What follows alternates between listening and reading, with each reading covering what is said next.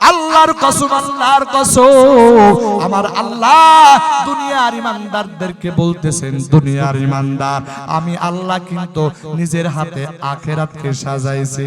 ওরে বন্ধু, যদি নেক আমল নিয়া খাঁটি মুসলমান হইয়া যদি কবরে আসরে বান্দা, তাহলে আমি আল্লাহ কবর প্রশস্ত করে দিব।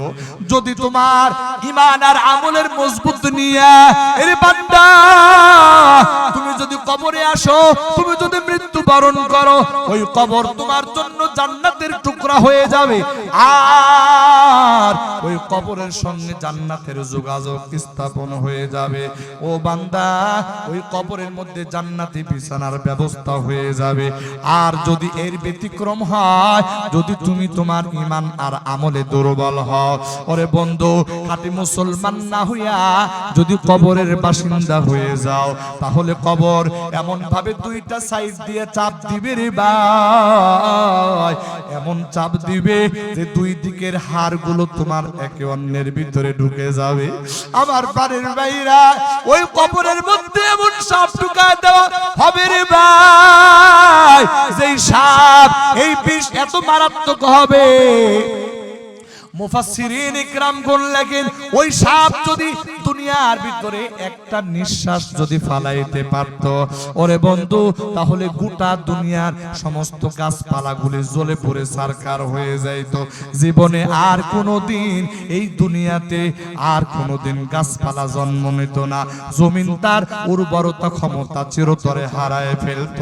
আমার প্রাণের বাইরে, আমার বন্ধুরা, ও মুমিন মুসলমান, একটু গভীর ভাবে খেয়াল করো রে ভাই, এই রকম বিষাক্ত সাপ যদি তোমাকে আমাকে দংশন করে, তাহলে কার ক্ষমতা আছে এটা বরদাস্ত করার মতো?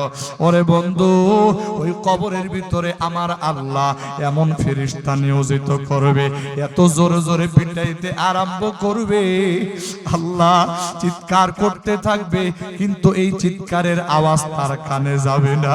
তুমি যখন মায়ের খাইয়া তোমার ক্ষত বিক্ষত দেহ হয়ে যাবে, তখন ওই ফেরেশতা মায়ের বন্ধ করবে না, কারণ ওই ফেরেশতা চোখেও দেখবে না। ওরে বন্ধু, এই রকম ভাবে কবরের আযাব চলতে থাকবে। আল্লাহর বান্দা, এটা বরদাস্ত করার ক্ষমতা যেমন আমার নাই, এটা বরদাস্ত করার ক্ষমতা কারো নাই। যদি এটাই মেনে থাকি, তাহলে আল্লাহর বান্দা আজকের এই মাহফিল থেকে আমরা আমার আল্লাহর কাছে প্রতিজ্ঞা করতে চাই, আয় আল্লাহ, জীবনে গুনাহ করেছি, তোমার নাফরমানি করেছি, আল্লাহ গো, আজকে আমার দিলটা সাক্ষী দিতেছে এই মাহফিল আমার আল্লাহর দরবারে কবুল হয়ে যাবে। যদি কোন আল্লাহর বান্দার অন্তরের ভিতরে আল্লাহর ভয় প্রবেশ করে যায়, ওই বান্দার ভিতরে আমার আল্লাহ ফুরকান দান করবেন। কেননা ওই বান্দা যখন কোনো কাজ করতে যাবে, ওই বান্দা তখন এটা জিজ্ঞেস করবে মসজিদের ইমাম সাহেব হুজুরের কাছে, হুজুর গো, আমি তো ব্যবসা করতে যাই, এই কাজটা শুরু করতে চাই, ও হুজুর, এই কাজ আমি শুরু করব, এখন আমি আপনার কাছে জানতে চাই এটা কি ইসলামী শরীয়তে জায়েজ নাকি না জায়েজ? যদি জায়েজ হয়, আল্লাহর বান্দা ওই কাজের ভিতরে আগাবে, আর যদি না জায়েজ হয়, ওই বান্দা আর সামনে অগ্রসর হবে না। একটু আওয়াজ দিয়া কথা বলেন ঠিক কি না? এই জন্য আমার আল্লাহ বলতেছেন, ইন তাত্তাকুল্লাহা ইয়াজআল লাকুম ফুরকানা। আল্লাহর বান্দা, আল্লাহর ভয় যদি অন্তরের ভিতরে বসে যায়, তাহলে দুনিয়াতে যত কাজ করবে, প্রতিটা কাজের শুরুতে আল্লাহর বান্দা তাহকিক করে নেবে, এই যে কাজ আমি করব, এই কাজ আমার দৃষ্টিতে, ইসলামী শরীয়তের দৃষ্টিতে এটা জায়েজ নাকি না জায়েজ, এটা কি হক নাকি এটা বাতিল, এই দুইটা জিনিস বান্দা জানার পরে সিদ্ধান্ত নেবে। আমার প্রাণের ভাইরা, আমার বন্ধুরা, এরপরে আমার আল্লাহ বলতেছে, বান্দা, যদি তোমার অন্তরের ভিতরে তাকওয়ার গুণ অর্জন হয়ে যায়, তাহলে আমি আল্লাহ ফুরকান দান করব, আর একটা জিনিস দান করব। আমার আল্লাহ বলতেছেন, ويجعل لكم فرقانا ويكفر عنكم سيئاتكم আমার আল্লাহ বলে বান্দা যদি তোমার ভিতরে তাকওয়ার গুণটা ঢুকে যায় তাহলে আমি আল্লাহ এই তাকওয়ার বরকতে তোমার জীবনের গুনাহ খাতাগুলি maaf করে দেব একটু আওয়াজ দিয়া জোরে জোরে বলেন সুবহানাল্লাহ প্রাণের ভাইরা আমার বন্ধুরা আমার অন্য এক আয়াতের মধ্যে আমার আল্লাহ বলতেছেন ওয়া মাইয়াত্তাকিল্লাহা ইয়াজআল লাহু মাখরাজা আমার আল্লাহ বলতেছে ও বান্দা যার অন্তরের ভিতরে তাকওয়ার গুণটা অর্জন হয়ে যাবে ওই বান্দারে আমি আল্লাহ সব কিছু থেকে হেফাজত করব একটু আওয়াজ দিয়া জোরে জোরে বলেন সুবহানাল্লাহ আমার প্রাণের ভাইরা আমার বন্ধুরা আমার আল্লাহ এই বিষয়ে কত সুন্দর কথা বলেছেন যেই বান্দার অন্তরের ভিতরে তাকওয়ার গুণ ঢুকে যাবে ওই বান্দাকে আমার আল্লাহ যত প্রকার আপদ বিপদ যত প্রকার গুনাহের পরিবেশ হয় সকল প্রকার গুনাহের পরিবেশ থেকে আমার আল্লাহ ওই বান্দাকে হেফাজত করবে একটু আওয়াজ দিয়া জোরে জোরে বলেন সুবহানাল্লাহ প্রাণের ভাইরা আমার বন্ধুরা আমার এই ব্যাপারে ছোট্ট একটা ঘটনা শোনাতে চাই রে ভাই ভারতের দারুল উলুম দেওবন্দের মাদ্রাসার একজন ছাত্র মাদ্রাসায় লেখাপড়া করে আলেম হইতেছে ওরে বন্ধু এই ছাত্রটার অন্তরের ভিতরে বড় আল্লাহর ভয় মানে তার অন্তরের ভিতরে তাকওয়ার গুণটা বড় বদ্ধমূল হয়েছিল আল্লাহর বান্দা প্রতিদিন সকালবেলা মাদ্রাসায় যায় আবার ক্লাস শেষ করিয়া আল্লাহর বান্দা আবারও চলে আসে আমার প্রাণের ভাইরা আমার বন্ধুরা এই যাওয়া আর আসার পথে এরে ভাই ওই ছাত্রটা চেহারাটা বড় সুন্দর ছিল মুখের মধ্যে দাড়ি ছিল কালো কুসকুসা দাড়ি চেহারাটা বড় সুন্দর ছিল নুরানি চেহারা ওরে বন্ধু ওই ছাত্রটা যে পথ দিয়ে যাওয়া আসা করত ওই পথের পাশেই একটা দুষ্ট মহিলার বাড়ি ছিল প্রতিদিন ছাত্রটা মাদ্রাসায় যায় আবার আসার পথে প্রতিদিন এই মহিলাটার ওই ছাত্রটার দিকে নজর দেয় এইরকম সপ্তাহ যায় এইরকম মাস যাইতেছে রে ভাই এইরকম সময় যায় ওই দুষ্ট মহিলার ভিতরে ওই দুশ্চরিত্রা মহিলার ভিতরে এইরকম একটা খারাপ চিন্তা ঢুকে গেছে যে এই ছাত্রটা তার দরকার ওরে বন্ধু একদিন কাজের মহিলা রাস্তার ভিতরে দাঁড় করায় রাখছে ওই ছাত্রটা যখন যাবে তখন তারে ছলে বলে কৌশলে ঘরের ভিতরে নিয়ে আসবা ওরে বন্ধু এবার কাজের মহিলা ডাক দিয়া বলতেছে ও ভাই আমার ঘরের ভিতরে একটা বাচ্চা মারাত্মক অসুস্থ তুমি তালিবুল ইলম তুমি আল্লাহর কোরআন পড়ো নবীর হাদিস পড়ো তোমার জবান দিয়া যদি তুমি ওই বাচ্চাটাকে একটু ঝেড়ে দাও তাহলে আমার বিশ্বাস এতদিন ধরে ডাক্তারের কাছে নেই ডাক্তার তার রোগ ভালো করতে পারে না তুমি যদি কোরআনের আয়াত পড়ে একটু ফুঁক দাও তাহলে আমার ওই বাচ্চাটা সুস্থ হয়ে যাবে আমার প্রাণের ভাইরা আমার বন্ধুরা ওই মহিলা ওই কাজের মহিলা এইরকম ভাবে ধোঁকা দিয়া মাদ্রাসার তালিবুল ইলমকে যখন বলল ঠিক আছে কোথায় বলো চলো আমার ঘরের ভিতরে নিয়ে গেছে যেইনি ঘরের ভিতরে ঢুকছে বাহির দিয়া ঘরের দরজাটা লাগায় দিয়েছে ঘরের ভিতরে ঢোকার পর ওই যুবক মাদ্রাসার ছাত্র রে ভাই ঘরের ভিতরে ঢোকার পর দেখতে পাইতেছে ঘরের ভিতরে একেবারে সুন্দরী রূপবতী একজন মহিলা অনেক সুন্দর করে সাজুগুজু করে বসে আছে। এবার ওই ছাত্রটা যখন ঘরের ভিতরে প্রবেশ করেছে, দরজা যখন বন্ধ করে দেওয়া হয়েছে, ওরে বন্ধু, এবার ওই মহিলা ডাক দিয়া বলে, তোমার জন্য আজ কতদিন ধরে অপেক্ষায় আছি, তোমারে বাগে আনতে পারি না, আজকে যখন তোমারে পেয়ে গেলাম আর আমার মনের বাসনা পূরণ করতে কোনো বাধা নাই, আসো গো আমার সাথে তোমার একটু মিলনের ব্যবস্থা হয়ে যাক। আমার প্রাণের ভাইরা, আমার বন্ধুরা, ওই ছাত্র এমন ভাবে, এইরকম ভাবে ওই মহিলার সামনে এমন ভাবে আটকা পড়ে গেছে। ছাত্র চিন্তা করলো, এখন যদি আমি কোনো কৌশল অবলম্বন না করি, ওরে বন্ধু, ছাত্র চিন্তা করলো এখান থেকে বাঁচা সম্ভব হবে না। ওই ছাত্র চিন্তা করলো, আমি তো আল্লাহর কোরআন পড়েছি, হাদিস পড়েছি, আল্লাহর ভয় আমার অন্তরের ভিতরে গেঁথে আছে, আর আমি যদি এইরকম একটা গুনাহের কাজ করি রে ভাই, আল্লাহর আদালতে আমি আমার চেহারাটা কেমন করে দেখাবো। ওই যুবকের অন্তরটা আল্লাহর ভয়ে কেঁপে উঠেছে। কারণ আমি এইখানে একটা কথা বলে রাখি, ওরে বন্ধু, এই রকম সুযোগ যদি আমাদের ভিতরে কারো আসতো, হয়তোবা ওই সুযোগটা আমি আপনি লুফে নিতে পারতাম, কিন্তু ওই যুবকটা নেয় নাই, কারণ ওই যুবকের অন্তরের ভিতরে আল্লাহর ভয়। আমার প্রাণের ভাইরা, আমার বন্ধুরা, ওই যুবক ওই মহিলাকে ডাক দিয়া বলতেছে, শোনো, আমি তোমার মনের বাসনা পূরণ করব, তবে তার আগে আমাকে একটু প্রস্তুত হতে দাও। বলো কি দরকার? বলো আমার একটু জরুরত সারতে হবে, টয়লেটে যাইতে হবে। বলে যাও, ওই যে ঘরের কোণার ভিতরে টয়লেট দেওয়া। যুবক যখন টয়লেটে গেছে, যুবকের অন্তরের ভিতরে তো আল্লাহর ভয়। একটু আওয়াজ দিয়ে বলেন, যুবকের অন্তরে কার ভয়? আর একটু জোরে বলেন, কার ভয়? وَمَن يَتَّقِ اللَّهَ يَجْعَل لَّهُ مَخْرَجًا।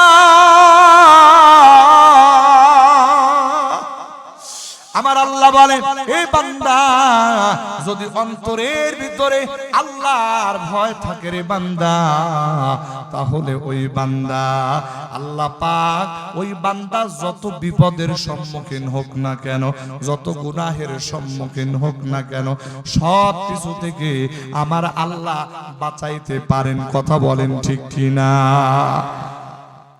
যুবক টয়লেটে যাওয়ার পর চিন্তা পড়ে গেল, কি করা যায়, কি করা যায়। হঠাৎ করে তার মাথায় একটা বুদ্ধি আসলো। ওই বুদ্ধি অনুযায়ী যুবকটা ওই বাথরুম থেকে পায়খানা উঠাইয়া নিজের গায়ের ভিতরে মাখতেছে। শরীরের ভিতরে মাখে, গায়ের ভিতরে মাখতেছে। এই যুবক এই রকম গোটা শরীরের ভিতরে পায়খানা মাখিয়া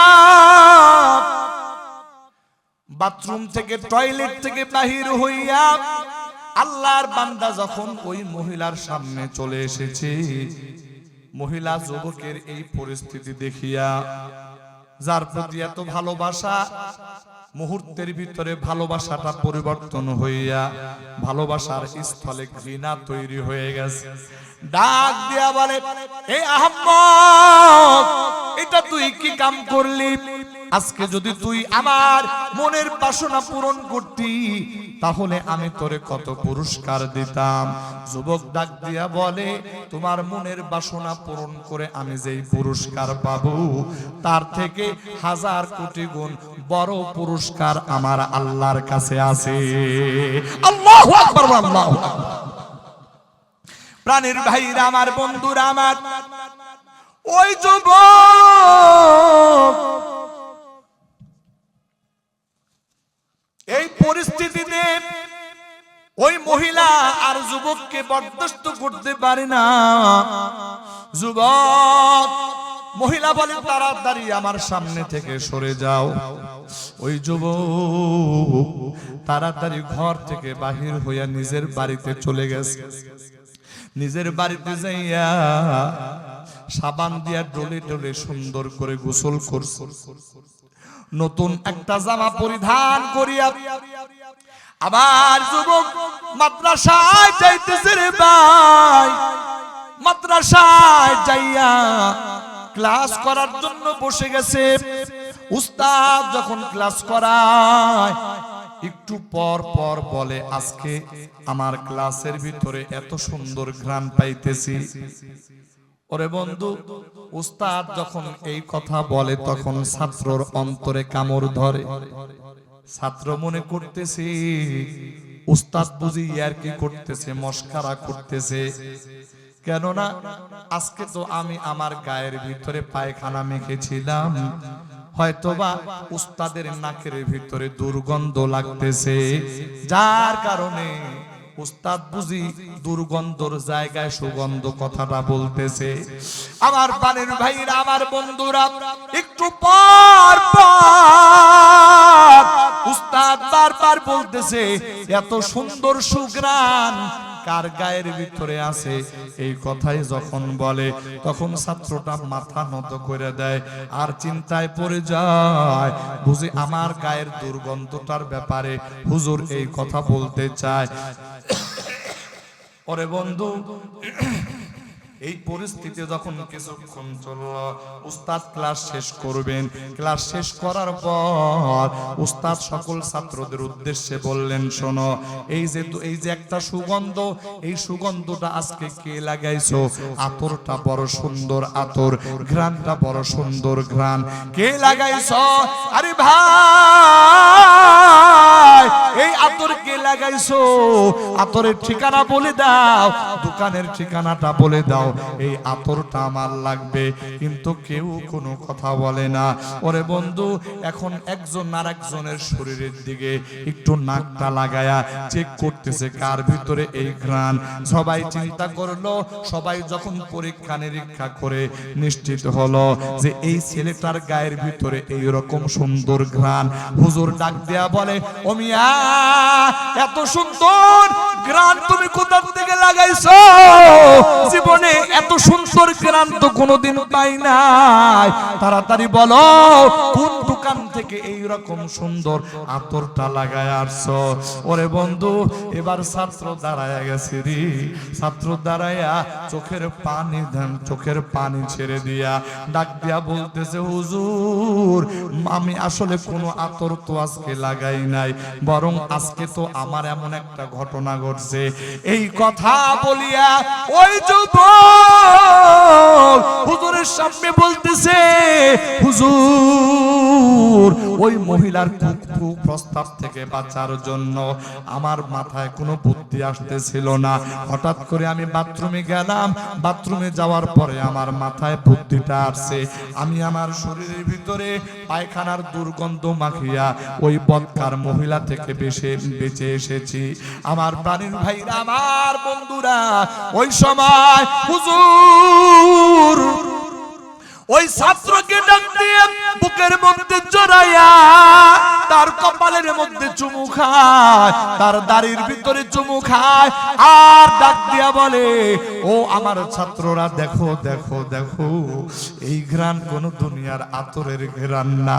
এই ঘ্রাণ দুনিয়ার কোন কোম্পানির তৈরি করা আতরের ঘ্রাণ নয়, বরং এই ঘ্রাণ আমার আল্লাহর জান্নাতের ঘ্রাণ। একটু আওয়াজ দিয়া জোরে জোরে বলেন আল্লাহু আকবার। প্রাণের ভাইরা আমার, এই জন্যই তো আমার আল্লাহ বলতেছেন, ওয়া মাইয়াত্তাকিল্লাহ ইয়াজআল লাহু মাখরাজা।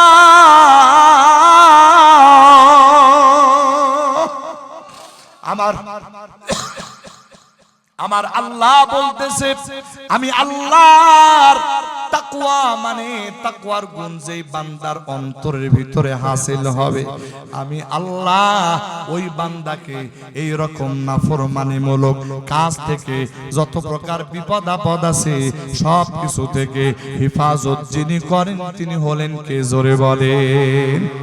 আমার প্রাণের ভাইরা, এই জন্য আমার আল্লাহ গোটা কোরআনে কারীমের মধ্যে কিছু আয়াত পর পরেই বারবার শুধু তাকওয়ার কথা আলোচনা করেছেন। ওরে বান্দা, এই তাকওয়ার গুণটা আমার আপনার অন্তরের ভিতরে সাজানো দরকার।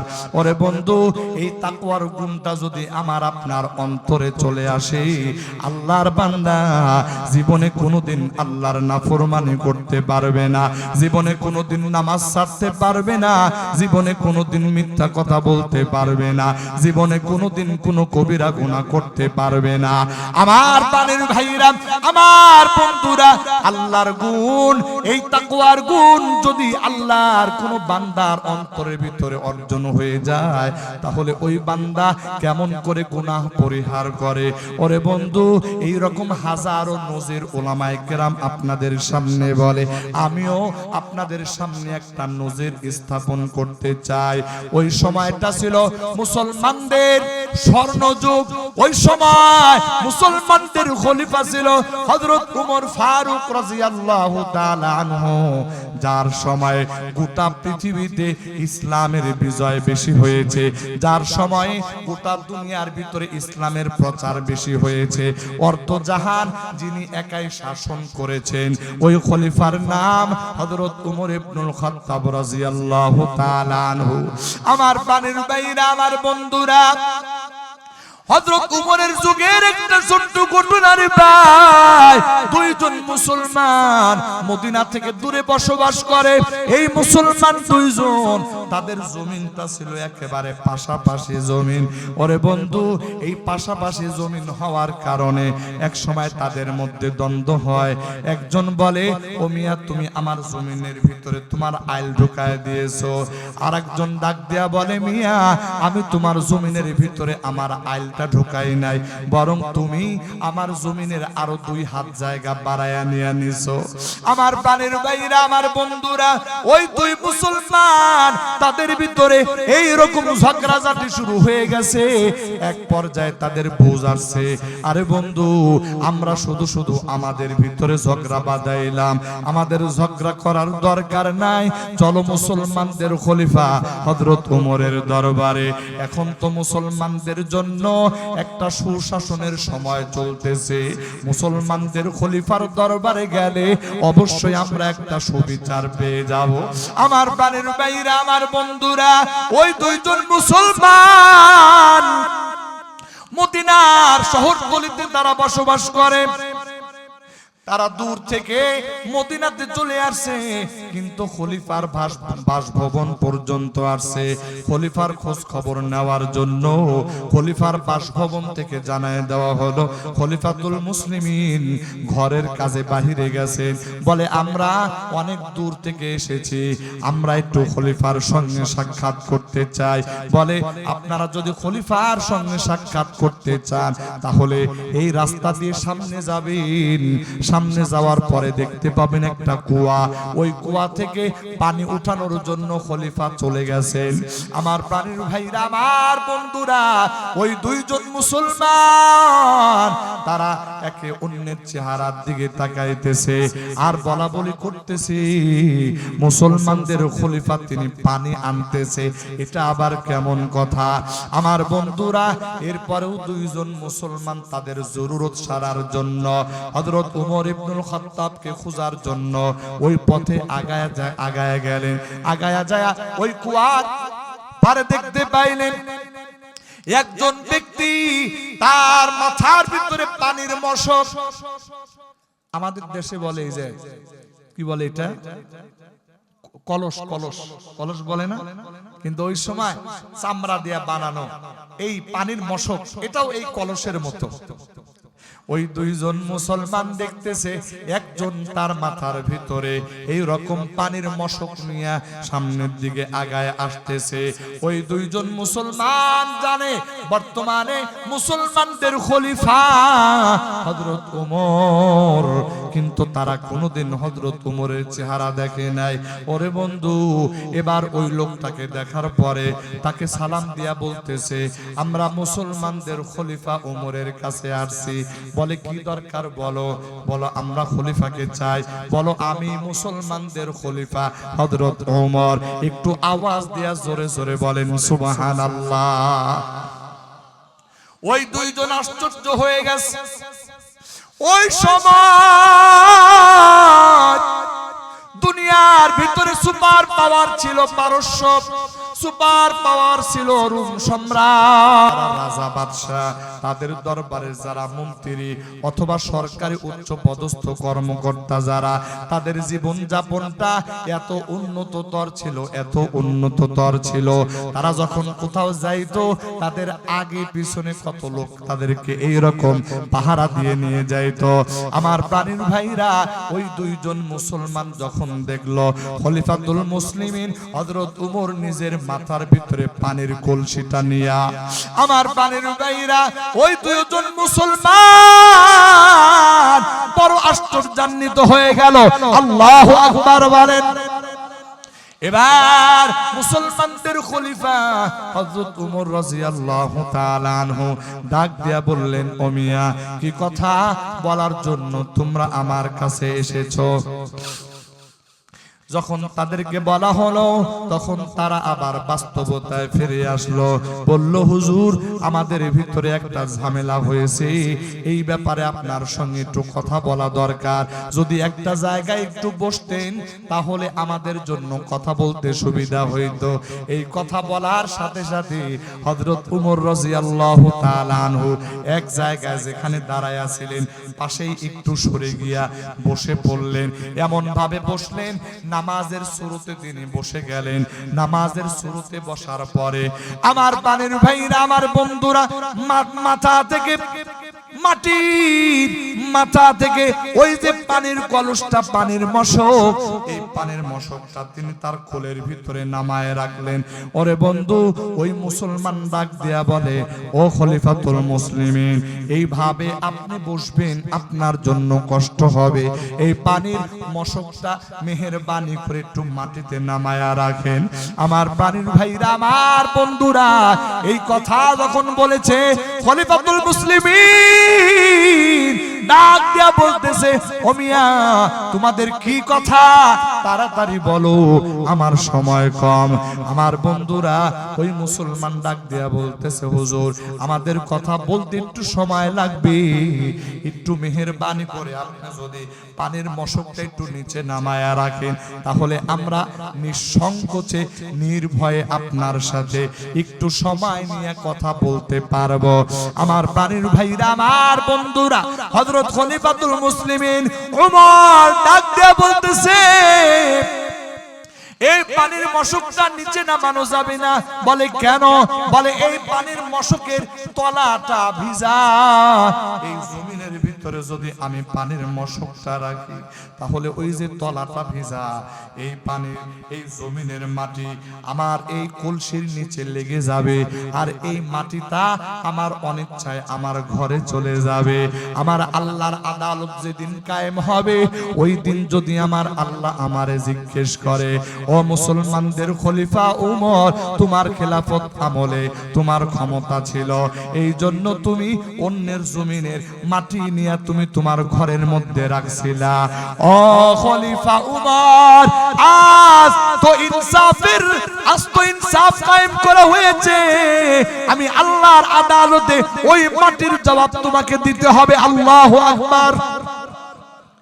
ও মুসলমানদের খলিফা হযরত উমর ডাক দিয়া বলতেছে, শোনো, আমার আল্লাহ যদি ওই দিন আমার এই কলসির তলার ভিতরে যে মাটিটুকুন লেগে আছে, এই মাটির ব্যাপারে আমার আল্লাহ যদি সেদিন আমাকে জিজ্ঞেস করে, তাহলে আল্লাহর আদালতে আমি দাঁড়ায় কিভাবে জবাব দেব?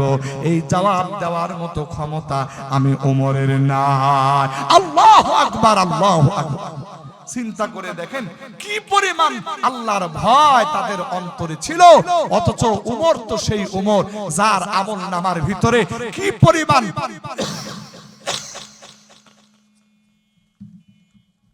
তার আমল নামার ভিতরে কি পরিমাণ আমল ছিল।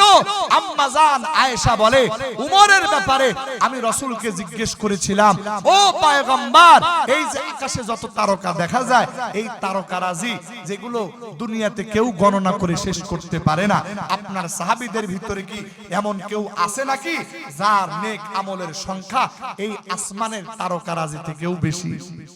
আল্লাহু আকবার।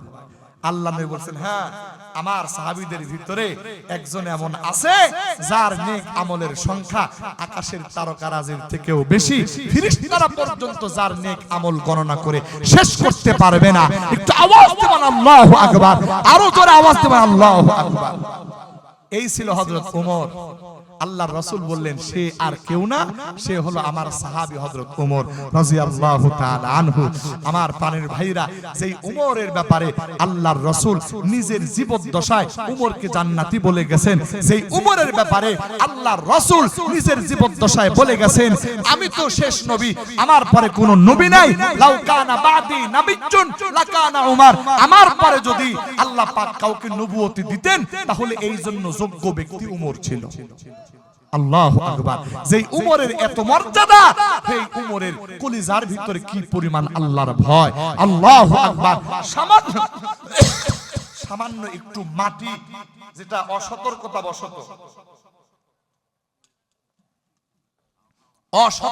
বশত যদি এই পানির কলসির সাথে লেগে যাবে, এই সামান্য মাটির বিচার দুনিয়াতে কেউ দিবেও না, কেউ করবেও না, কিন্তু এই সামান্য মাটি তার কলসির সাথে লেগে যাবে, এটাই সে কত চিন্তিত ছিল। আল্লাহু আকবার, আল্লাহু আকবার।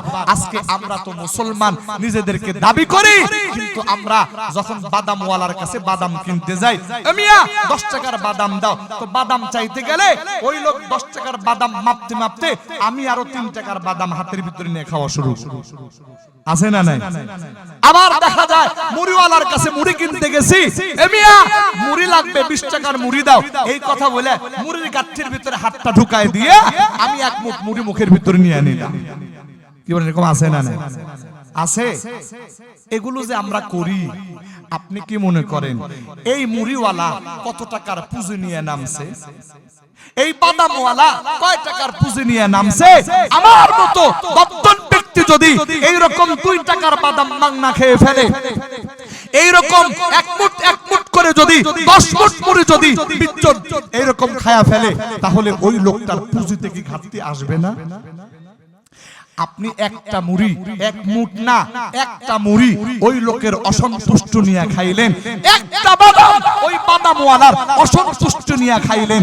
আল্লাহর আদালতে এই একটা বাদামের জবাব, আল্লাহর আদালতে একটা মুড়ির একটা জবাব আল্লাহর কাছে আপনাকে দিতে হবে। চিন্তা করি না কখনো, ভাবি না কখনো, কোন মানুষের কোন জিনিস আমরা ব্যবহার করার ক্ষেত্রে সতর্কতা অবলম্বন করি না। এই জন্য তো আমার আল্লাহ বলেন, ইয়া আইয়ুহাল্লাযীনা আমানু ইয়া আইয়ুহাল্লাযীনা আমানুত্তাকুল্লাহা হাক্কা তুকাতিহি ওয়া লা তামুতুন্না ইল্লা ওয়া আনতুম মুসলিমুন।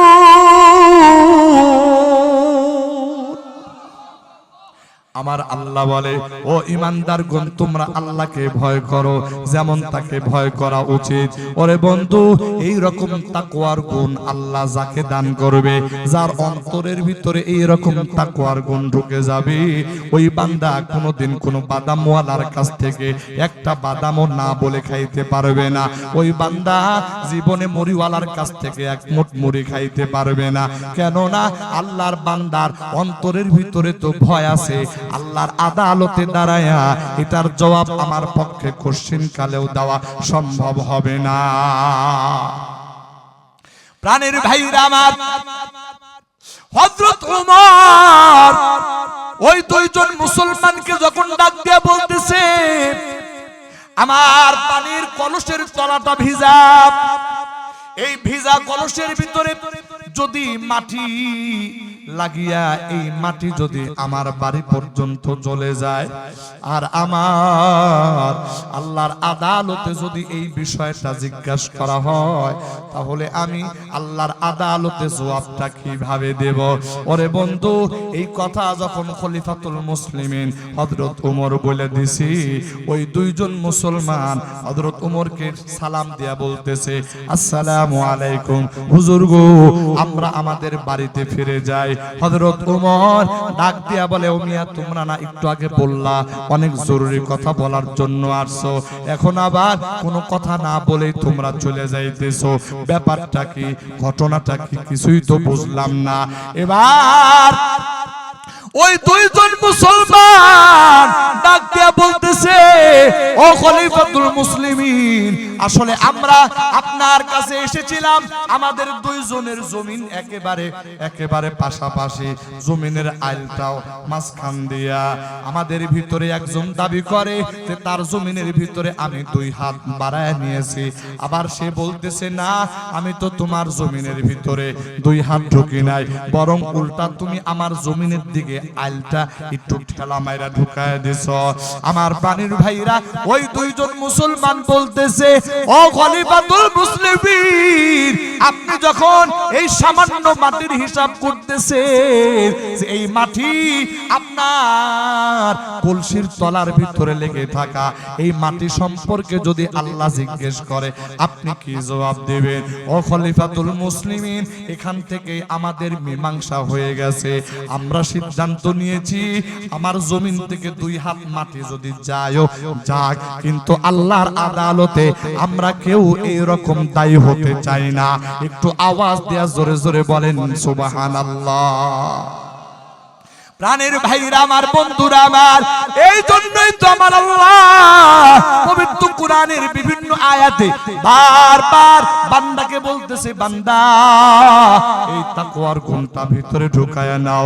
ওরে বন্ধু, আজকে আমার দেশে পুলিশ আছে, আমার দেশে বিডিআর আছে, আমার দেশে সেনাবাহিনী আছে, অপরাধ দমন কমিশন আছে না নাই? কথা বলেন, আছে না নাই? কিন্তু অপরাধ তো কমে না, কমতেছে, অপরাধ কমে না। আরে ভাই, এই রকম ভাবে কিয়ামত পর্যন্ত যদি ব্যবস্থা করা যায়, আইন শৃঙ্খলা বাহিনী দিয়া দেশের মানুষের চরিত্র ঠিক করা লাগবে, আল্লাহর কসম এটা হবে না। পুলিশের সামনে যতক্ষণ থাকবো ততক্ষণ অপরাধ হবে না, কিন্তু যখন পুলিশ থাকবে না তখন তো আবার অপরাধ হবে। কথা বলেন ঠিক কিনা? ওরে বন্ধু, আল্লাহর বান্দা একটু গভীর ভাবে কথাগুলো শুনুন। এই জন্য আমার আল্লাহ বলতেছে, বান্দা, পুলিশের ভয় এটা কোনো ভয় না, র্যাবের ভয় এটা কোনো ভয় না, সেনাবাহিনীর ভয় এটা কোনো ভয় না, বরং প্রকৃত অর্থে আল্লাহর ভয় এটাই হলো প্রকৃত ভয়। এই ভয় যদি আল্লাহর কোন বান্দার অন্তরের ভিতরে থাকে, তাহলে ওই বান্দা রাতের অন্ধকারে কোনোদিন ওই বান্দা গুনাহ করতে পারবে না। এই বান্দা চিন্তা করবে, দুনিয়ার প্রশাসন ঘুমায় থাকবে,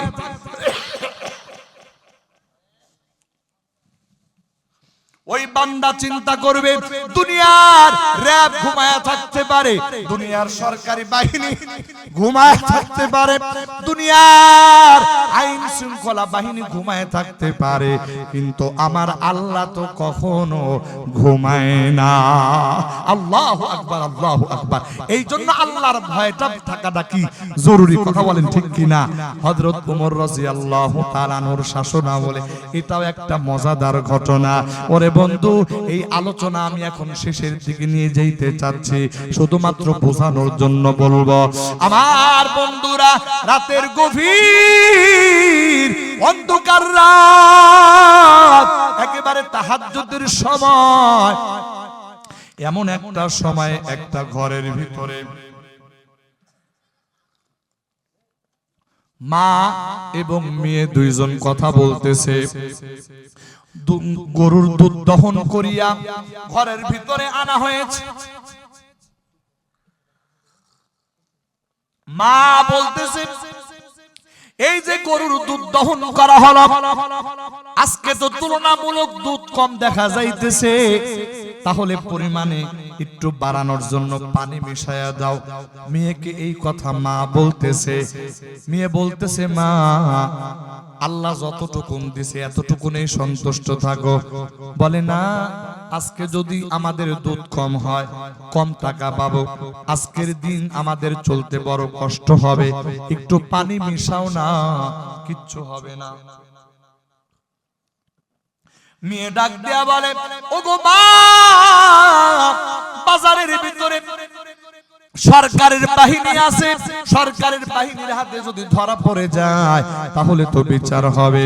আমার ওই মা ডাক দেয়া বলতেছে, সরকারের বাহিনী তো এখন দেখতেছে না, তারা তো আমাদেরকে কেউ জানে না আমাদের সম্পর্কে। ওরে বন্ধু, এই কথা যখন মা তার মেয়েকে বোঝাইতেছে, মা বলতেছে, মেয়ে বলতেছে, মা এই খবর যদি খলিফাতুল মুসলিমিনের কাছে যায় তাহলে কি হবে? মা বলতেছে, এখন তো কোনো র‍্যাব নাই, কোনো সেনাবাহিনী আমার ঘরে নাই, কে তার কাছে খবরটা পৌঁছাবে? আমার প্রাণীর ভাইরা, মা এই রকম বারবার জোরাজুরি করতেছে, মেয়ে বারবার বোঝানোর চেষ্টা করতেছে। পরিশেষে বলে, মা খলিফাতুল মুসলিমিনের চোখ ফাঁকি দেওয়া যাবে। ওগো মা, এই রকম সেনাবাহিনীর চোখ ফাঁকি দেওয়া যাবে, র‍্যাবের চোখ ফাঁকি দেওয়া যাবে, সরকারি এই রকম লোকদের চোখ ফাঁকি দেওয়া যাবে। ওগো মা, তোমার কাছে জানতে চাই, আহকামুল হাকিমিন রব্বুল আলামিন, যিনি কুল কায়নাত সৃষ্টি করিয়া আবার এই কুল কায়নাতের দিকে নজর দিয়া রাখছে, ওগো মা বলো তো দেখি, ওই আল্লাহর নজর থেকে কি তুমি বাঁচতে পারবা নাকি? এই কথা যখন বলছে, মা নীরব হয়ে গেছে। সকালবেলা যখন দরবার শুরু, হযরত উমর রাদিয়াল্লাহু তাআলা আনহু রাতের অন্ধকারে এই খবরটা তার ঘরের কাছ থেকে শুনে আসছে। আল্লাহু আকবার বলেন। হযরত উমর এই খবরটা শুনে আসছে। আল্লাহু আকবার। দরবার শুরু। হযরত উমর বাহিনী পাঠায় দিয়েছে, ওই মেয়ে আর ওই মেয়ের মা দুজনকে নিয়ে আসে। যখন নিয়ে হাজির করছে, মেয়ের মা তো থরথর করে কাঁপতেছে। আরে আল্লাহ, কি এমন অন্যায় জানি করলাম, আজকে খলিফাতুল মুসলিমিনের সামনে আমাদেরকে দাঁড় করাইলো। মা আর মেয়ে দুজন থরথর করে কাঁপতেছে। হযরত ওমর ডাক দিয়ে বলে, ও মহিলা, রাতের অন্ধকারে কি কইছিলা? দুধে পানি মিশাইবা, দুধ বাড়বে, বেশি টাকায় বিক্রি করতে পারবা। মা ডাক দিয়া বলে, ওগো বাবা, আমার ভুল হয়ে গেছে, অন্যায় হয়ে গেছে। ও বাবা, এইরকম অন্যায় কোনোদিন আর হবে না। আল্লাহর দিকে তাকায় আমারে ক্ষমা করে দাও। এবার খলিফাতুল মুসলিমিন হযরত ওমর ডাক দিয়া বলে, তুমি তো অন্যায় করো নাই, অন্যায় করার কথা তুমি তুলছিলা, কিন্তু অন্যায় তো হয় নাই। অন্যায় হয় নাই কারণ তোমার মেয়ে, এই মেয়ের ভিতরে আল্লাহর ভয় ছিল। আল্লাহু আকবার। ওই মেয়েটা বারবার তোমাকে এই কথাই বোঝাইতেছে। ওগো আম্মা, ওমর না দেখতে পারে, ওমরের বাহিনী না দেখতে পারে, কিন্তু আহকামুল হাকিমিন আল্লাহর চোখ তুমি কেমন কইরা ফাঁকি দিবা? আমার প্রাণের ভাইরা, আমার বন্ধুরা, হযরত ওমর ডাক দিয়া বলতেছে, শুনো রে মা, আমি চাই তোমার ঘরের যে মেয়েটা, যার অন্তরের ভিতরে আল্লাহর এত ভয়, যার অন্তরের ভিতরে আল্লাহর প্রতি এত আগাধ ভালোবাসা, ওই মেয়ে কোনো সাধারণ মেয়ে হইতে পারে না। ওই মেয়ের সঙ্গে আমার ছেলে আব্দুল্লাহর বিবাহ আমি বরায়া দিতে চাই। একটু আওয়াজ দিয়া জোরে জোরে বলেন আল্লাহু আকবার। প্রাণের ভাইরা, আমার বন্ধুরা, আমার ওই মেয়ে খলিফাতুল মুসলিমিন হযরত ওমর রাদিয়াল্লাহু তাআলা আনহু তার সন্তান আব্দুল্লাহর সঙ্গে বিবাহ করায় দেয়। ওরে বন্ধু, এটাই হলো তাকওয়ার পুরস্কার। একটা সাধারণ ঘরের মেয়ে খলিফার ঘরের বউ হয়ে গেছে। আমার প্রাণের ভাইরা, পরবর্তীতে ওই মেয়ের গর্ভে আল্লাহ পাক রব্বুল আলামিন হযরত উমরের পরে উমরে সানি উমর ইবনে আব্দুল আজিজকে ওই ঘরে আল্লাহ পাঠাইছেন। একটু আওয়াজ দিয়া জোরে জোরে বলেন সুবহানাল্লাহ। প্রাণের ভাইরা, আমার বন্ধুরা আমার, এই কথায় আমি বুঝাইতে চাই রে ভাই, আল্লাহর কোন বান্দার অন্তরের ভিতরে যদি এই রকম তাকওয়ার গুণ থেকে যায়, তাহলে তো এটা তো এমন একটা দৌলত। ওরে বন্ধু, এই দৌলতে আমরা আল্লাহ পর্যন্ত পৌঁছাইতে পারি। আমার আল্লাহ এই আয়াতের শেষ অংশে বলতেছেন, ওয়ালা তামুতুন্না ইল্লা ওয়া আনতুম মুসলিমুন। আমার আল্লাহ বলতেছে, বান্দা, ওই তাকওয়ার দৌলত যাদের অন্তরের মধ্যে হাসিল হয়ে যাবে, তারা তো ইমানদারের একেবারে প্রথম কাতারের ইমানদার। আমার বন্ধুরা, এরপরে আমার আল্লাহ দুনিয়ার মানুষকে সতর্ক করে, এটা অনেক লম্বা চওড়া আলোচনা, শর্টকাট মাত্র 2 থেকে 5 মিনিটের ভিতরে আলোচনাটা সমাপ্ত করে দিতে চাই। ওরে বন্ধু, এই আয়াতের শেষ অংশে আমার আল্লাহ বলতেছেন, ওয়ালা তামুতুন্না, তোমরা মৃত্যুবরণ করিও না, ইল্লা, হ্যাঁ অবশ্যই মৃত্যুবরণ করা লাগবে, ওয়া আনতুম মুসলিমুন, তবে সাবধান সাবধান, পরিপূর্ণ মুসলমান না হয়ে কিন্তু মৃত্যুবরণ করিও না। আমার প্রাণের ভাইরা, আমার বন্ধুরা, এই আয়াত এটাও কিন্তু সাংঘাতিক একটা আলোচনা। এই আলোচনা আমার আল্লাহ দুনিয়ার মানুষকে বড় সতর্ক করে করেছে, ও দুনিয়ার ইমানদার, তোমরা মুসলমান না হয়ে মৃত্যুবরণ করো না। ওরে বন্ধু আমার, আজকে আমাদের প্রধান অতিথি যেই কথাটা বলেছেন, বড় সুন্দর কথা বলেছেন, বড় চমৎকার কথা বলেছেন। যেই কথাগুলো বলেছেন, এই কথাগুলোই মুসলমানদের আখলাক। ওরে বন্ধু, মুসলমান যদি মুসলমানের আখলাক নিয়া আল্লাহর আদালতে যেতে না পারে, আরে ভাই, আল্লাহর কসম, আল্লাহর কসম, আমার আল্লাহ দুনিয়ার ইমানদারদেরকে বলতেছেন, দুনিয়ার ইমানদার, আমি আল্লাহ কিন্তু নিজের হাতে আখিরাতকে সাজাইছি। ওরে বন্ধু, যদি নেক আমল নিয়া খাঁটি মুসলমান হইয়া যদি কবরে আসরে বান্দা, তাহলে আমি আল্লাহ কবর প্রশস্ত করে দিব। যদি তোমার ঈমান আর আমলের মজবুত নিয়া এর বান্দা তুমি যদি কবরে আসো, তুমি যদি মৃত্যুবরণ করো, ওই কবর তোমার জন্য জান্নাতের টুকরা হয়ে যাবে, আর ওই কবরের সঙ্গে জান্নাতের যোগাযোগ স্থাপন হয়ে যাবে। ও বান্দা, ওই কবরের মধ্যে জান্নাতি বিছানার ব্যবস্থা হয়ে যাবে। আর যদি এর ব্যতিক্রম হয়, যদি তুমি তোমার ঈমান আর আমলে দুর্বল হও, ওরে বন্ধু, খাঁটি মুসলমান না হইয়া যদি কবরের বাসিন্দা হয়ে যাও, তাহলে কবর এমন ভাবে 2টা সাইড দিয়ে চাপ দিবে রে ভাই, এমন চাপ দিবে যে 2 দিকের হাড়গুলো তোমার একে অন্যের ভিতরে ঢুকে যাবে। আমার বাড়ির ভাইরা, ওই কবরের মধ্যে এমন সাপ ঢুকায় দেওয়া হবে রে ভাই, যেই সাপ, এই বিষ এত মারাত্মক হবে, মুফাসসিরিন ইকরাম বললেন, ওই সাপ যদি দুনিয়ার ভিতরে একটা নিঃশ্বাস যদি ফালাইতে পারত, ওরে বন্ধু, তাহলে গোটা দুনিয়ার সমস্ত গাছপালাগুলি জ্বলে পুড়ে ছারখার হয়ে যাইত। জীবনে আর কোনোদিন এই দুনিয়াতে আর কোনোদিন গাছপালা জন্ম নিত না, জমিন তার উর্বরতা ক্ষমতা চিরতরে হারায় ফেলতো। আমার প্রাণের ভাইরা, আমার বন্ধুরা, ও মুমিন মুসলমান, একটু গভীর ভাবে খেয়াল করো রে ভাই, এই রকম বিষাক্ত সাপ যদি তোমাকে আমাকে দংশন করে, তাহলে কার ক্ষমতা আছে এটা বরদাস্ত করার মতো? ওরে বন্ধু, ওই কবরের ভিতরে আমার আল্লাহ এমন ফেরেশতা নিয়োজিত করবে, এত জোরে জোরে পিটাইতে আরম্ভ করবে, আল্লাহ চিৎকার করতে থাকবে, কিন্তু এই চিৎকারের আওয়াজ তার কানে যাবে না। তুমি যখন মায়ের খাইয়া তোমার ক্ষত বিক্ষত দেহ হয়ে যাবে, তখন ওই ফেরেশতা মায়ের বন্ধ করবে না, কারণ ওই ফেরেশতা চোখেও দেখবে না। ওরে বন্ধু, এই রকম ভাবে কবরের আযাব চলতে থাকবে। আল্লাহর বান্দা, এটা বরদাস্ত করার ক্ষমতা যেমন আমার নাই, এটা বরদাস্ত করার ক্ষমতা কারো নাই।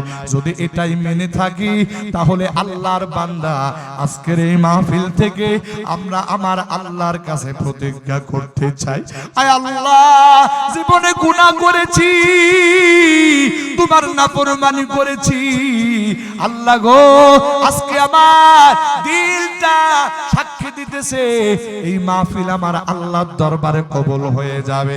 ওরে বন্ধু, আল্লাহর বান্দারা এই প্রতিজ্ঞাটা করে যান, আজকের পর থেকে নিয়া যতদিন পর্যন্ত বেঁচে থাকবো এক ওয়াক্ত নামাজ আর জীবনে ছাড়বো না। আজকের পর থেকে নিয়া যতদিন দুনিয়াতে বাঁচবো আর কোনোদিন মিথ্যা কথা বলবো না। আজকের পর থেকে নিয়ে যতদিন দুনিয়াতে থাকবো সুদ আর ঘুষ খাবো না, কেউ এরকম মাদক সেবন করব না, কেউ কোনো নারীর প্রতি এইরকম কুদৃষ্টি দিব না। আল্লাহর বান্দা, এইরকম প্রতিজ্ঞা করুন, আল্লাহ অবৈধ উপায়ে আর অর্থ উপার্জন করব না, আয় আল্লাহ জীবনে আর আপনার নাফরমানি করব না। কে কে রাজি আছো রে ভাই? দুইটা হাত আসমানের দিকে উঠায়া দাও। ও মালিক, এই রাত্র গভীরে তোমার বান্দারা দুইটা হাত তুলে প্রতিজ্ঞা করতেছে, জীবনে আর নামাজ ছাড়বে না, আর কোনোদিন মিথ্যা কথা বলবে না, সুদ ঘুষ খাবে না, আল্লাহ মানুষের প্রতি জুলুম করবে না, তোমার হুকুমের নাফরমানি করবে না। আয় আল্লাহ, তোমার বান্দাদের এই তওবা তুমি কবুল করে নাও। আল্লাহ জীবনে কতবার তওবা করেছি রে মালিক, আবার তওবা ভঙ্গ করেছি, আজ তওবা করতেছি। এই তওবা যেন মৃত্যুর আগ পর্যন্ত যেন এই তওবার উপরে অটল থাকতে পারি গো আল্লাহ, মেহেরবানি করে তুমি তৌফিক দান করে দাও। জবান খুলে আওয়াজ দিয়া জোরে জোরে বলেন আমিন। আমার প্রাণের ভাইরা, আমার বন্ধুরা, আমার আল্লাহ বান্দাকে ডাক দিয়া বলে, ইয়া ইবাদি আল্লাযীনা আসরাফু আলা আনফুসিহিম লা তাকনাতু মির রাহমাতিল্লাহ ইন্নাল্লাহা ইয়াগফিরুয যুনুবা জামিআ ইন্নাহু হুয়াল গফুরুর রহিম। আমার আল্লাহ বলে, বান্দা তোমার গুনাহ যদি উহুদ পাহাড় সমান হয়ে যায়, তোমার গুনাহ যদি এই রকম সমুদ্রের ফেনার সমতুল্য হয়ে যায়, ও বান্দা, এরপরেও আমি আল্লাহর রহমত থেকে নিরাশ হইবা না, বরং আমি আল্লাহর রহমতের আশা নিয়া গুনাহের জন্য অনুতপ্ত হইয়া আমি আল্লাহর দিকে ফিরে আসো। বান্দা, আমি আল্লাহ কথা দিলাম, তুমি যদি এই রকম গুনাহ নিয়া অনুতপ্ত হইয়া আমি আল্লাহর দরবারের দিকে আসো রে বান্দা, আমি আল্লাহ কথা দিলাম তোর জীবনের গুনাহ খাতাগুলো মাফ করে দিব। আমার প্রাণের ভাইরা, আমার বন্ধুরা, আমার আল্লাহ কেমন গুনাহ মাফ করনেওয়ালা। আমার বন্ধুরা, মুসলিম শরীফের হাদিসের মধ্যে ছোট্ট একটা ঘটনা আছে। আল্লাহর একজন বান্দা 100 জন মানুষ হত্যা করেছে, নিরপরাধ মানুষ হত্যা করেছে। ওরে বন্ধু, এখন এই বান্দার অন্তরের ভিতরে এই রকম অনুশোচনা চলে আসছে, একদিন মরে যাবে, আল্লাহর আদালতে দাঁড়াইতে হবে, বিচার হবে রে বন্ধু। ওই বিচারে আল্লাহ যদি জিজ্ঞেস করে, মানুষ হত্যা করলি, একজন মানুষের জান তুই দিয়ে দে, তাহলে তো আমার পক্ষে সম্ভব নয়, আমি আল্লাহর দরবারে চেহারাটা কেমন করে দেখাবো। আল্লাহর বান্দার অন্তরের ভিতরে অনুশোচনা শুরু হয়ে গেছে, খাওয়া বন্ধ হয়ে গেছে, ঘুম বন্ধ হয়ে গেছে,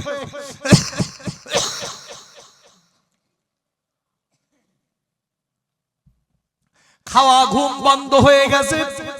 আল্লাহর বান্দা পাগলের মতো ছুটতেছে, কোথায় যাবে?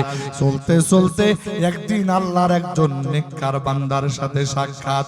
ওগো ভাই, তোমারে তো দেখে বড় নেককার মানুষ মনে হয়, বলো তো দেখি, আমি তো অনেক বড় আসামি, গুনাহগার, আমার আল্লাহ আমারে বুঝি ক্ষমা করবে কিনা? বলে ভাই, তুমি কি এমন গুনাহ করছো যেই গুনার কারণে তোমার অন্তরের ভিতরে এত ভয় জেগেছে? আল্লাহর বান্দা বলে, রে ভাই, আমি তো 100 জন মানুষ হত্যা করেছি।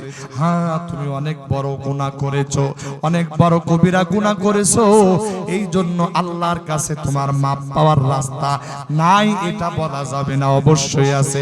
কেননা বান্দার গুনাহ যত বড়ই হোক না কেন, আমার আল্লাহ তার রহমতের দরিয়া আরো বিশাল। তুমি ক্ষমা পাইতে চাও, তাহলে আজকে এখন এই মুহূর্তে যেই এলাকা থেকে তুমি গুনাহ করেছো, এই এলাকা ছেড়ে দিবা। একটা এলাকার নাম বলছে, ওই এলাকায় যাইবা। ওই এলাকায় নেককার মানুষ আছে, সকাল সন্ধ্যা তারা আল্লাহর ইবাদত করে। তাদের কাছে যাইয়া তাদের মতো করে ইবাদত বন্দেগী করবা। আর গুনাহ করছো, এই গুনার জন্য কান্নাকাটি করবা। আমার দৃঢ় বিশ্বাস, আমার আল্লাহ তোমার গুনাহ খাতা মাফ করে দিবে। আমার প্রাণের ভাইরা, আমার বন্ধুরা, এই কথা শুনতে আল্লাহর বান্দার দেরি হয়েছে। আল্লাহর বান্দা আর দেরি করে না, আপন মা, আপন বাবা, আপন ঘর সবকিছু ছেড়ে দিয়া, মাতৃভূমি ছেড়ে দিয়া, আল্লাহর বান্দা মাফ পাওয়ার জন্য নিজ এলাকা ছাড়িয়া নেক বান্দাদের এলাকার দিকে যখন রওনা দিয়েছে, মাত্র কিছু দূর গেছে, আমার আল্লাহর কুদরতের খেলা বোঝা বড় দায়। মালাকুল মউত আজরাইল চলে আসছে। মালাকুল মউত যখন জান কবজ কইরা নিছে, আমার প্রাণের ভাইরা, 2 দল ফেরেশতা আসছে, নেক বান্দাদের রূহ বহনকারী ফেরেশতা, আবার বদকার বান্দাদের রূহ বহনকারী ফেরেশতা। 2 দল ফেরেশতা চলে আসছে, ওই বান্দা রূহটা নিয়ে টানাটানি করতেছে। আমার আল্লাহ বলে, ও ফেরেশতারা, এর রূহ নিয়ে টানাটানি করার দরকার নাই, আমি আল্লাহ তোমাদের ভিতরে একটা মীমাংসা করে দেই। বলে, আর জমিনটা মাপো, নেক বান্দাদের এলাকার থেকে বেশি গেছে নাকি কম আগাইছে? যদি বেশি আগায়া থাকে, তাহলে নেক বান্দাদের রূহ বহনকারী ফেরেশতার হাতে দিয়ে দেবা। আর যদি কম আগায়া থাকে, তাহলে বদকার বান্দাদের হাতে, এই বদকার বান্দাদের রূহ বহনকারী ফেরেশতাদের হাতে এটা তুলে দিবা। ওরে বন্ধু, আল্লাহর বান্দা, আমার আল্লাহর কুদরত দেখেন, আমার আল্লাহর মায়া দেখেন। এই বান্দা এখনো তওবা করে না, মাত্র তওবা করার জন্য আল্লাহর দরবারের দিকে সামান্য একটু অগ্রসর হয়েছে, আমার আল্লাহর রহমতের দরিয়ার ভিতরে ঢেউ শুরু হয়ে গেছে। আল্লাহু আকবার, আল্লাহু আকবার। আমার আল্লাহর রহমতের দরিয়ায় ঢেউ শুরু হয়ে গেছে। আমার আল্লাহ ওই বান্দারে ক্ষমা করে দেওয়ার জন্য ওই যে জমিনের দিকে আগাইতেছে, ওই জমিনটাকে আমার আল্লাহ ছোট বানায়া দিয়া, ওই বান্দাকে আমার আল্লাহ নেককার বান্দাদের এলাকার দিকে বেশি পরিমাণ আগায়া দিয়া, নেক বান্দাদের রূহ বহনকারী ফেরেশতার হাতে ওই বান্দার রূহটা আমার আল্লাহ উঠায় দেওয়ার ফায়সালা করেছেন। একটু আওয়াজ দিয়া জোরে জোরে বলেন সুবহানাল্লাহ। আমার প্রাণের ভাইরা, আমার বন্ধুরা, এই ময়দানে আমরা যারা উপস্থিত আছি, রে ভাই, আমার জীবনেও কত গুনাহ আছে, আপনার জীবনেও কত গুনাহ আছে। আমার গুনার খবর আমি জানি গো, আপনার গুনার খবর আপনি জানেন। এমনও গুনাহ করেছি রে বন্ধু, যেই গুনাহ যদি মা জানতো, বাবা জানতো, হয়তো বা ঘরে জায়গা দিত না। এই গুনার খবর যদি এলাকার নেতা নেত্রী জানতো, জায়গা দিত না। এমন বহু গুনার খবর আমার আল্লাহ জানে। কথা বলেন জানে কি না? আজকে আমরা দোয়া করব 2 ফোঁটা চোখের পানি ফালায়া মালিকের দরবারে 2 ফোঁটা চোখের পানি ফালায়া আল্লাহ তাআলার কাছে দোয়া করে কান্নাকাটি করে নিজেদের গুনাহগুলো maaf করায়া বেগুনাহ নিষ্পাপ হইয়া আমরা বাড়িতে ফিরে যাব। সবাই রাজি আছি তো ইনশাআল্লাহ? মারাত্মক কুয়াশা পড়তেছে, টপ টপ করে বৃষ্টির মতো কুয়াশা পড়তেছে, প্রচন্ড শীত। আল্লাহর বান্দারা কিছু সময় বসেছিলেন, আমার আল্লাহ যেন আমাদের আশা আর বসা এই আয়োজন আমাদের সকলের জন্য নাজাতের জরিয়া বানায় দেন। জবান খুলে আওয়াজ দিয়া জোরে জোরে বলেন আমিন।